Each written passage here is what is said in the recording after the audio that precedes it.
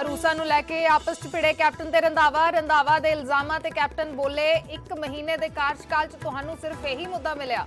ਰੰਧਾਵਾ ਨੇ ਦਿੱਤਾ ਜਵਾਬ, ਹੁਣ ਪੁਲਿਸ ਚੀਕੂ ਸੀਤਾਫਲਾਂ ਦੀ ਨਹੀਂ ਲੋਕਾਂ ਦੀ ਕਰ ਰਹੀ ਹੈ ਰਾਖੀ। ਅਰੂਸਾ ਖਿਲਾਫ ਜਾਂਚ ਕਰਵਾਉਣ ਤੇ ਗ੍ਰਹਿ ਮੰਤਰੀ ਰੰਧਾਵਾ ਦਾ ਯੂ ਟਰਨ, ਕਿਹਾ ਕਿਸੇ ਨੇ ਨਹੀਂ ਕਹੀ ਜਾਂਚ ਦੀ ਗੱਲ, ਕੌਮਾਂਤਰੀ ਮਾਮਲਿਆਂ ਦੀ ਡਰਾ ਹੀ ਕਰ ਸਕਦੀ ਹੈ ਜਾਂਚ। ਟਵਿੱਟਰ ਹੈਂਡਲ ਤੋਂ ਰੰਧਾਵਾ ਨੇ ਜਾਂਚ ਵਾਲਾ ਟਵੀਟ ਵੀ ਕੀਤਾ ਡਿਲੀਟ। ਬੇਅਦਬੀ ਮੁੱਦੇ ਤੇ ਕੈਪਟਨ ਨੇ ਰੰਧਾਵਾ ਨੂੰ ਸਹੁੰ ਖਾਣ ਦੀ ਦਿੱਤੀ ਚੁਣੌਤੀ, ਕਿਹਾ ਕੁੰਵਰ ਤੇ ਖੱਟੜਾ ਨੂੰ ਰੰਧਾਵਾ ਦੀ ਸਿਫਾਰਿਸ਼ ਤੇ ਹੀ ਕੀਤਾ ਸੀ ਨਿਯੁਕਤ। ਰੰਧਾਵਾ ਨੇ ਬੇਅਦਬੀ ਦੇ ਮੁੱਦੇ ਤੇ ਕੈਪਟਨ ਨੂੰ ਦਿੱਤਾ ਸੀ ਫੇਲ ਕਰਾਰ। ਬੀਐਸਐਫ ਦੇ ਵਧੇ ਅਧਿਕਾਰੀਆਂ ਨੂੰ ਲੈ ਕੇ ਸੀਐਮ ਚੰਨੀ ਨੇ 25 ਅਕਤੂਬਰ ਨੂੰ ਸੱਦੀ ਆਲ ਪਾਰਟੀ ਮੀਟਿੰਗ। ਪੀਐਮ ਨੂੰ ਚਿੱਠੀ ਲਿਖ ਕੇ ਫੈਸਲੇ ਤੇ ਦੁਬਾਰਾ ਵਿਚਾਰ ਕਰਨ ਦੀ ਕੀਤੀ ਅਪੀਲ, ਕਿਹਾ ਸੂਬੇ ਦੇ ਅਧਿਕਾਰਾਂ ਨੂੰ ਕਮਜ਼ੋਰ ਕਰਨ ਦੀ ਹੋ ਰਹੀ ਕੋਸ਼ਿਸ਼। ਸੀਐਮ ਚੰਨੀ ਨੇ ਨਰਮੇ ਦੇ ਜਲਦ ਮੁਆਵਜ਼ੇ ਦਾ ਦਿੱਤਾ ਭਰੋਸਾ, ਗੁਲਾਬੀ ਸੁੰਡੀ ਤੋਂ ਪ੍ਰਭਾਵਿਤ ਜ਼ਿਲ੍ਹਿਆਂ ਦੇ ਡਿਪਟੀ ਕਮਿਸ਼ਨਰਾਂ ਤੋਂ 29 ਅਕਤੂਬਰ ਤੱਕ ਮੰਗੀ ਨੁਕਸਾਨ ਦੀ ਮੁਕੰਮਲ ਰਿਪੋਰਟ। ਟੈਕਸ ਡਿਫਾਲਟਰ ਨਿੱਜੀ ਬੱਸ ਕੰਪਨੀਆਂ ਨੂੰ ਹਾਈਕੋਰਟ ਤੋਂ ਨਹੀਂ ਮਿਲੀ ਰਾਹਤ, ਬੱਸ ਕੰਪਨੀਆਂ ਦੀ ਪਟੀਸ਼ਨ ਕੋਰਟ ਨੇ ਕੀਤੀ ਰੱਦ। ਟਰਾਂਸਪੋਰਟ ਮੰਤਰੀ ਰਾਜਾ ਵੜਿੰਗ ਬੋਲੇ ਟੈਕਸ ਦੇਣਦਾਰੀਆਂ ਦੀ ਵਸੂਲੀ ਦਾ ਰਾਹ ਹੋਇਆ ਪੱਧਰਾ। ਦੁਨੀਆ ਭਰ 'ਚ ਬੜੀ ਸ਼ਰਧਾ ਤੇ ਧੂਮਧਾਮ ਨਾਲ ਮਨਾਇਆ ਗਿਆ ਗੁਰੂ ਰਾਮਦਾਸ ਜੀ ਦਾ ਪ੍ਰਕਾਸ਼ ਪੁਰਬ। ਹਰਮੰਦਰ ਸਾਹਿਬ 'ਚ ਹੋਈ ਸ਼ਾਨਦਾਰ ਆਤਿਸ਼ਬਾਜ਼ੀ, ਵੱਡੀ ਗਿਣਤੀ 'ਚ ਪਹੁੰਚੇ ਸ਼ਰਧਾਲੂ।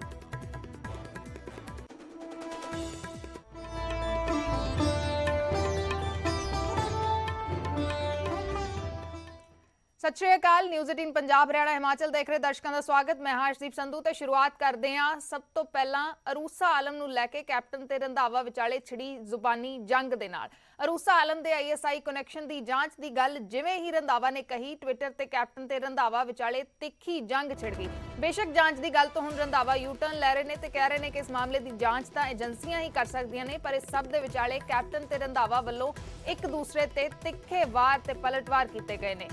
अरूसा आलम नूं लैके कैप्टन ते रंधावा भिड़दे नज़र आए ते अरूसा की जांच की गल ते कैप्टन ने रंधावा नूं घेरिया। कैप्टन ने कहा कि पहलां तां तुहानूं कदे अरूसा तो शिकायत नहीं सी, सूबे की सुरक्षा की थां तुसीं डीजीपी नूं इस मुद्दे ते लगा रहे हो। कैप्टन के बयानां ते रंधावा ने पलटवार किया, कहा कि अरूसा की जांच की गल तो तुसीं इन्ने परेशान क्यों हो।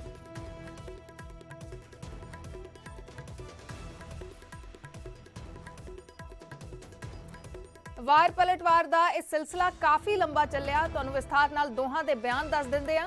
सब तो पहला कैप्टन ने रंधावा ते पलटवार किया ते कहा, कैप्टन ने कहा कि जदों तुसीं मेरी वजारत का हिस्सा सी तां कदे तुहानूं अरूसा आलम बारे शिकायत करदिआं नहीं देखिआ ते ओह 16 सालों तो भारत सरकार की क्लीयरेंस तो बाद आ रही सी।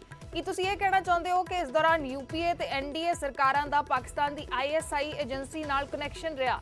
मैनूं इस गल की चिंता है कि अजिहे समय 'च जदों सरहदां ते अतवाद का खतरा मंडा रहा है ते त्योहारी सीजन है, कानून व्यवस्था बना के रखण दी थां तुसीं पंजाब दे डीजीपी नूं सूबे की सुरक्षा छिक्के टंग के एक आधारहीन मामले की जांच च लगा दिता है। कैप्टन अमरिंदर सिंह ने ट्वीट किया। कैप्टन अमरिंदर सिंह का बयान है जिस उन्होंने रंधावा ते सवाल चुके ने। उधर कैप्टन के बयानों ते रंधावा ने तिखा पलटवार किया ते कहा, मैं सच्चा देश भगत हाँ। कैप्टन साहब तुसीं चंगी तरह जानते हो कि किहड़े मुद्दे ते साडे वखरेवें शुरू होए सन। जिथों तक पंजाब च कानून व्यवस्था की गल है तो तुहानूं चिंता करन दी लोड़ नहीं है। रंधावा ने कैप्टन नूं कहा है कि हुण पुलिस पंजाब दे लोकां दी सुरक्षा कर रही है, चीकू ते सीताफल दी नहीं। वैसे कैप्टन साहब तुसीं अरूसा ते आईएसआई कनैक्शन की जांच तो इन्ने परेशान क्यों हो। रंधावा ने सवाल चुके ने, कहा कि किसने उसका वीज़ा स्पॉन्सर किया ते उस नाल जुड़ी हर गल की तह तक जांच होएगी। मैनूं उम्मीद है कि इस मामले नाल जुड़िया हर शख्स जांच पुलिस का सहयोग करेगा। रंधावा दे वल्लों ट्वीट किया गया। ट्वीट करके कैप्टन के उत्ते पलटवार किया गया। फिर रंधावा के बयानों ते कैप्टन ने मुड़ पलटवार किया, कहा कि परेशान कि तुसीं इन्ने सालां च कदे भी किसी मुद्दे ते मैनूं परेशान हुंदिआं देखिआ, बल्कि मैनूं तां तुसीं परेशान ते कन्फ्यूज़ लग रहे हो। तुसीं अरूसा आलम की जांच ते स्पष्ट स्टैंड क्यों नहीं लैंदे। जिथों तक गल है कि अरूसा का वीज़ा किसने स्पॉन्सर किया, बिल्कुल मैं किया 16 सालों लई। अते तुहाडी जानकारी लई दस दिआं कि अजिहे वीज़े भारतीय हाई कमिश्नर वल्लों भारतीय विदेश मंत्रालय नूं भेजे जांदे ने, जो रॉ ते आईबी की क्लीयरेंस तो बाद ही अप्रूव हुंदे ने ते इस केस च भी हमेशा इंज ही होया है। कैप्टन अमरिंदर सिंह ने अपने बयान के उत्ते फिर तो ठप्पा जिहड़ा लगाया, कहा है कि मैं स्पॉन्सर किया 16 सालों के लिए वीज़ा ते रॉ ते आईबी की क्लीयरेंस तो बाद ही वीज़ा अप्रूव हुंदा रहा। ਅਖੀਰ ਦੇ ਵਿੱਚ ਕੈਪਟਨ ਨੇ ਸੋਨੀਆ ਗਾਂਧੀ ਤੇ ਅਰੂਸਾ ਆਲਮ ਦੀ ਮੁਲਾਕਾਤ ਦੀ ਇੱਕ ਤਸਵੀਰ ਸ਼ੇਅਰ ਕੀਤੀ, ਟਵੀਟ ਕੀਤੀ ਤੇ ਸੁਖਜਿੰਦਰ ਰੰਧਾਵਾ ਨੂੰ ਟੈਗ ਕਰਦਿਆਂ ਲਿਖਿਆ, ਬਸ ਐਵੇਂ ਹੀ।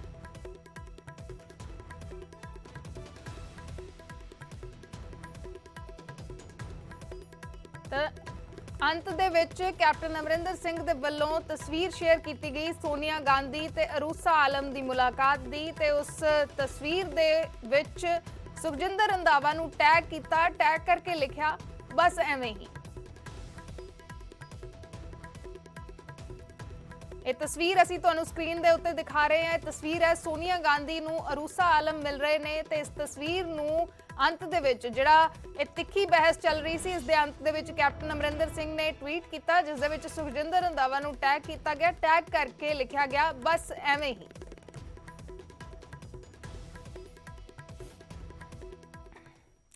दरअसल ये सारी खिच्चोताण रंधावा दे उस बयान तो शुरू हुई जिस चो अरूसा दे ISI नाल लिंक दी जांच दी गल कर रहे सन। हालांकि बाद च रंधावा ने यू टर्न ले लिया। रंधावा ने कहा कि मामला दूसरे मुल्क दे नाल जुड़िया है, इसलिए जांच रॉ ही कर सकती है। कि ISI तो खतरा ते वो बीबी जी का भी हुण देखांगे कि उन्हां दा की रिलेशन सीगे।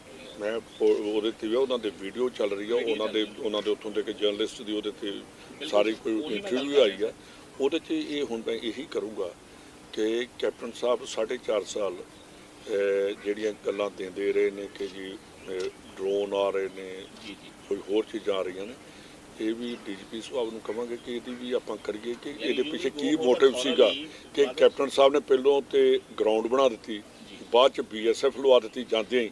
ਇਹਦਾ ਬੜਾ ਵੱਡਾ ਇੱਕ ਚੀਜ਼ ਸੋਚਣ ਵਾਲੀ है। इंक्वायरी मेरे ख्याल किसी ने नहीं कहा, उन्होंने गलत सोचा है क्योंकि उनके मन का डर है। तो मेरे को वहाँ जर्नलिस्ट पूछा गया था कि पाकिस्तान के जर्नलिस्ट, आपने भी वो वीडियो देखा होगा, तो उसमें उन्होंने कहा था कि जी ISI की एजेंट कोई है और पंजाब के चीफ मिनिस्टर के पास उन्होंने पर्टिकुलरली कैप्टन साहब का नाम लिया था। तो मैंने कहा कि अगर कोई बात है कि तो बात करेंगे। तो दूसरी बात मैं उनको कैप्टन साहब क्योंकि चीफ मिनिस्टर भी रहे हैं, तो उनको मैं बताना चाहता हूँ कि जो फॉरेन कंट्री के है वो रॉ करती है, स्टेट गवर्नमेंट नहीं करती, उनको डर पता नहीं क्यों लग रहा है। अरूसा आलम आखिर है कौन, ये भी तुहानू दस दिंदे आ ते इस ते नज़र मारदे आ। अरूसा आलम ਦੀ ਦੋਸਤੀ ਦਾ, ਅਰੂਸਾ ਆਲਮ ਤੇ ਕੈਪਟਨ ਅਮਰਿੰਦਰ ਸਿੰਘ ਦੀ ਦੋਸਤੀ ਦਾ ਉਹਨਾਂ ਦੀ ਕਿਤਾਬ ਦੇ ਵਿੱਚ ਵੀ ਜ਼ਿਕਰ ਹੈ। ਤੇ ਉਹਨਾਂ ਦੀ ਕਿਤਾਬ ਜਦੋਂ ਰਿਲੀਜ਼ ਹੋਣੀ ਸੀ ਉਦੋਂ ਪਹਿਲੀ ਵਾਰ ਕੈਪਟਨ ਤੇ ਅਰੂਸਾ ਇੱਕ ਮੰਚ ਤੇ ਨਜ਼ਰ ਆਏ ਸਨ। ਅਰੂਸਾ ਆਲਮ ਪਾਕਿਸਤਾਨ ਵਿੱਚ ਡਿਫੈਂਸ ਪੱਤਰਕਾਰ ਹੈ। ਅਰੂਸਾ ਦੇ ਪਿਤਾ ਦਾ ਪਾਕਿਸਤਾਨੀ ਸਿਆਸਤ 'ਚ ਵੱਡਾ ਰੋਲ ਰਿਹਾ ਹੈ। ਅਰੂਸਾ ਦੀ ਮਾਂ ਦੇ ਪਾਕਿਸਤਾਨੀ ਆਰਮੀ ਦੇ ਨਾਲ ਚੰਗੇ ਰਿਸ਼ਤੇ ਦੱਸੇ ਜਾਂਦੇ ਨੇ। ਜਨਰਲ ਰਾਣੀ ਦੇ ਨਾਂ ਨਾਲ ਅਰੂਸਾ ਦੀ ਮਾਂ ਜਾਣੀ ਜਾਂਦੀ ਹੈ।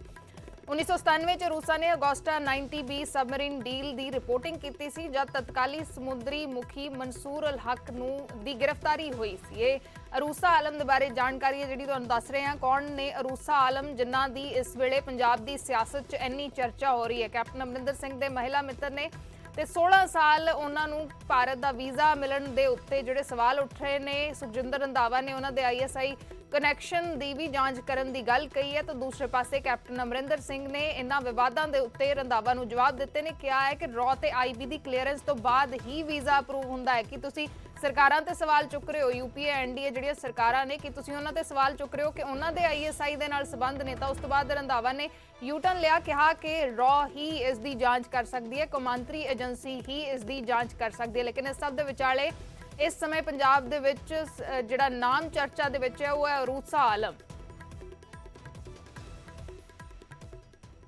ਉਧਰ ਸੁਖਬੀਰ ਸਿੰਘ ਬਾਦਲ ਨੇ ਰੰਧਾਵਾ ਨੂੰ ਨਿਸ਼ਾਨੇ ਤੇ ਲਿਆ, ਕਿਹਾ ਕਿ 4.5 ਸਾਲ ਅਰੂਸਾ ਤੇ ਕਿਉਂ ਨਹੀਂ ਬੋਲੇ। ਉਧਰ BJP ਆਗੂ ਹਰਜੀਤ ਗਰੇਵਾਲ ਨੇ ਕਿਹਾ ਕਿ 4.5 ਸਾਲ ਤਾਂ ਅਰੂਸਾ ਦੀਆਂ ਜੁੱਤੀਆਂ ਚੁੱਕਦੇ ਰਹੇ ਨੇ।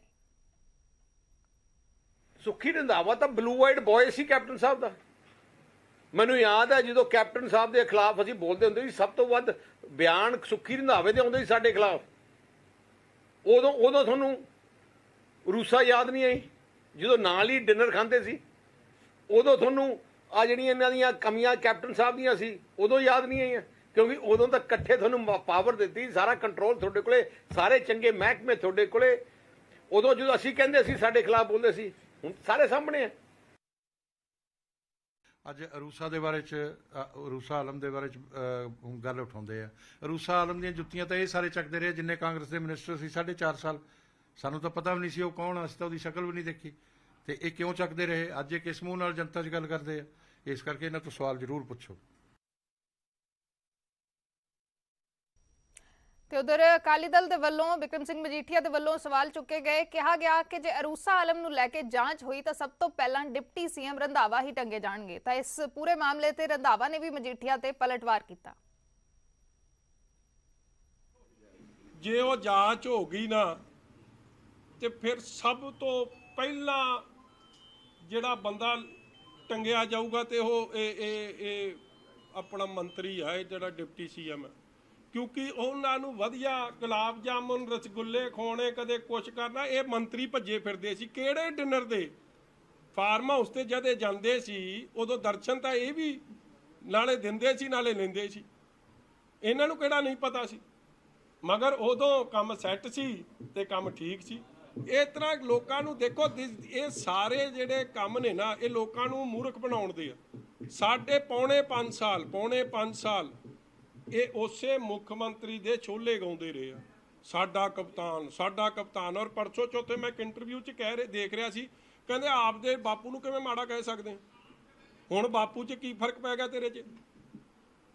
ਉਦੋਂ ਤਾਂ ਠੀਕ ਸੀ। ਇਸ ਲਈ ਇਨਕੁਆਇਰੀ ਹੋਣੀ ਚਾਹੀਦੀ, ਮਗਰ ਫਿਰ ਇਨਕੁਆਇਰੀ ਕਵੇ सेंट्रल गवर्नमेंट, ये बचता। सर, विक्रम मजीठिया ने आपके खिलाफ एक बयान दिया है कि अगर जांच शुरू होती है सुखजिंदर रंधावा के खिलाफ तो वो खुद फंस जाएंगे। किसकी जांच है? सुखजिंदर रंधावा तो कोई बात नहीं, उसको बोलिए कि करवाए। वो पहले भी हाई कोर्ट गया था, वहाँ से वो जो अपोजिशन वाले होते हैं वो बोलते हैं हमारा काम है काम करने का, तो और ऐसी बातों से सुखजिंदर रंधावा कभी नहीं डरता। सर, मजीठिया जी ने एक बात और कही है कि 4.5 साल आपने अरूसा आलम को मिठाई खिलाई है और आज आप उनके खिलाफ बात कर रहे हैं। चाची जी इनके हैं, मेरे नहीं है। सर ਤਾਂ ਉਧਰ ਸੀਐਮ ਚਰਨਜੀਤ ਸਿੰਘ ਚੰਨੀ ਨੇ ਨਰਮੇ ਦੇ ਜਲਦ ਮੁਆਵਜ਼ੇ ਦਾ ਭਰੋਸਾ ਦਿੱਤਾ ਹੈ। ਪ੍ਰਭਾਵਿਤ ਜ਼ਿਲ੍ਹਿਆਂ ਦੇ ਡੀਸੀਜ਼ ਤੋਂ ਮੁਕੰਮਲ ਰਿਪੋਰਟ ਮੰਗੀ ਗਈ ਹੈ। 29 ਅਕਤੂਬਰ ਤੱਕ ਹਰ ਹਾਲ ਦੇ ਵਿੱਚ ਮੁਕੰਮਲ ਰਿਪੋਰਟ ਦੇਣ ਦੇ ਲਈ ਕਿਹਾ ਹੈ ਕਿ ਸਰਕਾਰ ਕਿਸਾਨਾਂ ਦੇ ਨਾਲ ਜਲਦ ਮੁਆਵਜ਼ਾ ਦੇਣਗੇ। ਚੰਨੀ ਸਰਕਾਰ ਨੇ ਗਿਰਦਾਵਰੀ ਦੇ ਹੁਕਮ ਦਿੱਤੇ ਨੇ। ਪ੍ਰਭਾਵਿਤ ਜ਼ਿਲ੍ਹਿਆਂ ਦੇ ਵਿੱਚ ਡੀਸੀਜ਼ ਤੋਂ ਮੁਕੰਮਲ ਰਿਪੋਰਟ ਮੰਗੀ ਹੈ। 29 ਅਕਤੂਬਰ ਤੱਕ ਹਰ ਹਾਲ ਦੇ ਵਿੱਚ ਮੁਕੰਮਲ ਰਿਪੋਰਟ ਦੇਣ ਦੇ ਲਈ ਕਿਹਾ ਹੈ ਕਿ ਸਰਕਾਰ ਕਿਸਾਨਾਂ ਦੇ ਨਾਲ ਹੈ, ਜਲਦ ਮੁਆਵਜ਼ਾ ਦਿੱਤਾ ਜਾਏਗਾ।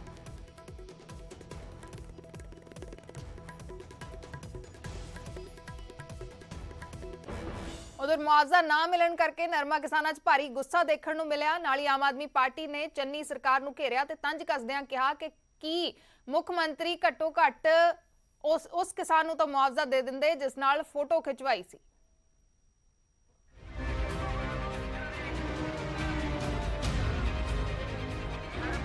ਮਾਲਵੇ ਦੇ ਵਿੱਚ ਗੁਲਾਬੀ ਸੁੰਡੀ ਕਰਕੇ ਖਰਾਬ ਹੋਏ ਨਰਮੇ ਦਾ ਹੁਣ ਤੱਕ ਮੁਆਵਜ਼ਾ ਨਾ ਮਿਲਣ ਤੋਂ ਨਿਰਾਸ਼ ਕਿਸਾਨ ਸੜਕਾਂ ਤੇ ਉਤਰ ਆਏ ਨੇ।